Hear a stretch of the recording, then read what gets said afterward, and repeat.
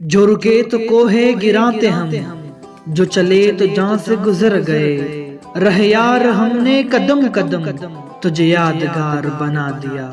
محمد علی سجپارہ صرف ایک نام نہیں بلکہ اس نام کے پیچھے بے شمار اعزازات اور عالمی ریکارڈز درج کیے گئے ہیں۔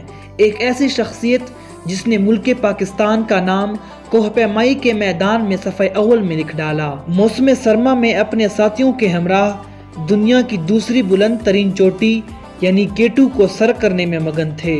ان کے بیٹے ساجد سجپارہ کو 8200 فیٹ کی اونچائی تک پہنچنے کے بعد واپس لوٹنا پڑا، جبکہ پہاڑوں کے بیٹے علی سجپارہ اپنے مقصد کو حاصل کرنے کے لیے آگے بڑھتے گئے۔ لیکن چند روز بعد ہر طرف یہ آواز گونج اٹھی کہ علی سجپارہ لاپتہ ہو چکے ہیں۔ علی سجپارہ کے لیے کوہ پیمائی صرف شوق ہی نہیں بلکہ جنون اور عشق تھا۔ شاید یہی جنون اور عشق ان کی جان لے گیا۔ ہم پاکستانی ہونے کی حیثیت سے محمد علی سجپارہ کو خراج تحسین پیش کرنا چاہتے ہیں۔